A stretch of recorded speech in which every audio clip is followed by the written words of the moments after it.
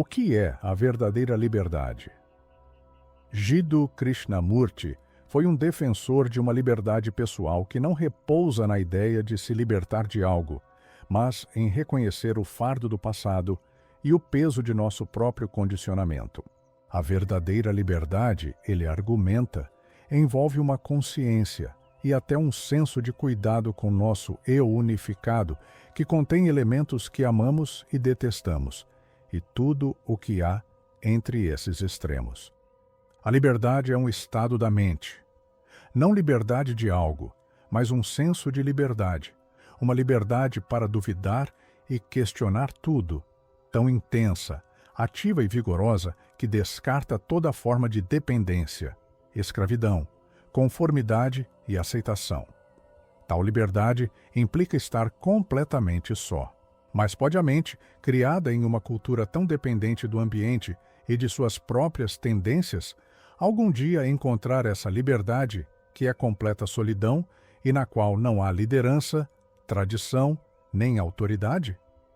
Essa solidão é um estado interior da mente que não depende de nenhum estímulo ou conhecimento, e não é resultado de qualquer experiência ou conclusão. A maioria de nós, interiormente, nunca está só. Há uma diferença entre isolamento, cortar-se do mundo, e estar só, em solidão. Todos sabemos o que é estar isolado. Construir um muro ao redor de si para nunca ser ferido, nunca ser vulnerável, ou cultivar o desapego, que é outra forma de sofrimento, ou viver em alguma torre de marfim sonhadora de ideologias. A solidão é algo completamente diferente. Você nunca está só porque está cheio de todas as memórias, todo o condicionamento, todos os murmúrios de ontem. Sua mente nunca está livre de todo o lixo que acumulou. Para estar só, você deve morrer para o passado. Quando você está só, totalmente só, sem pertencer a qualquer família, qualquer nação, qualquer cultura, qualquer continente, surge aquele senso de ser um outsider. A pessoa que está completamente só dessa maneira é inocente, e é essa inocência que liberta a mente da tristeza.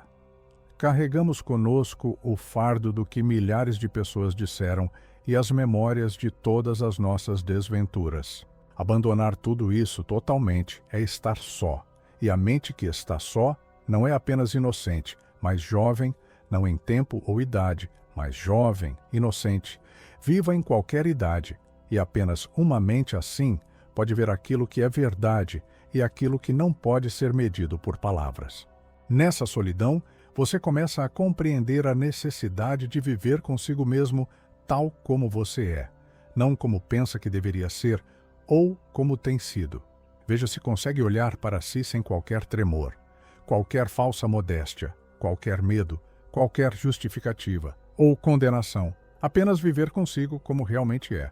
Só quando você vive com algo intimamente é que começa a compreendê-lo. Mas no momento em que se acostuma com isso, acostuma-se com sua própria ansiedade ou inveja, ou seja o que for, você já não está mais vivendo com isso. Se você vive perto de um rio, depois de alguns dias já não ouve mais o som da água, ou se há uma pintura na parede que você vê todos os dias, depois de uma semana, ela desaparece para você. É o mesmo com montanhas, vales, árvores, o mesmo com sua família, seu marido, sua esposa. Mas para viver com algo como ciúme, inveja ou ansiedade, você nunca deve se acostumar a isso, nunca aceitá-lo. Você deve cuidar disso como cuidaria de uma árvore recém-plantada, protegendo-a do sol e da tempestade.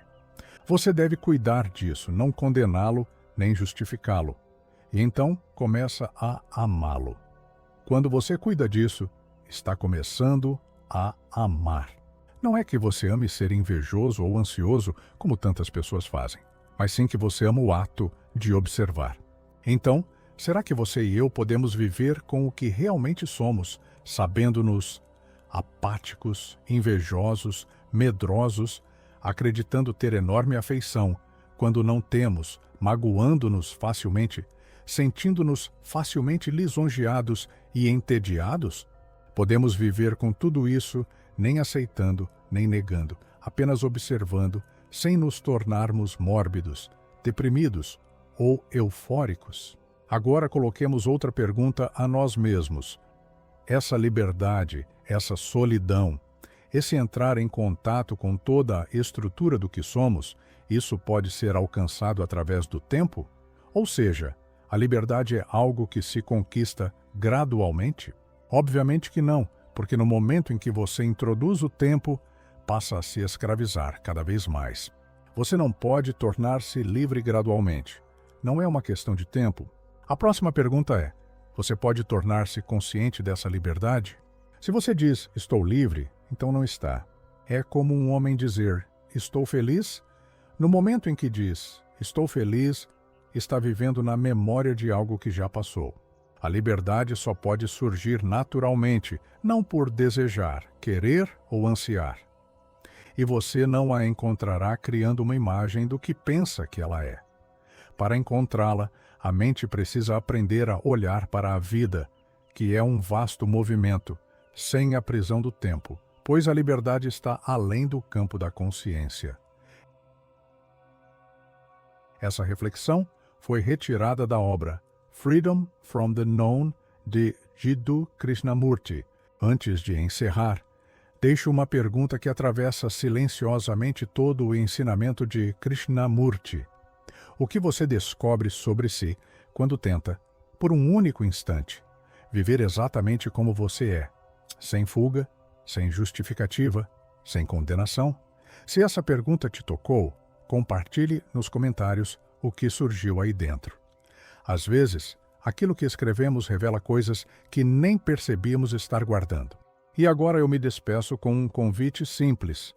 Se este vídeo abriu um espaço interno ou provocou uma reflexão que você não esperava, curta o vídeo, compartilhe com alguém que também busca compreender a si mesmo e se inscreva para continuar essa jornada de lucidez e liberdade interior. Até o próximo vídeo. Tchau!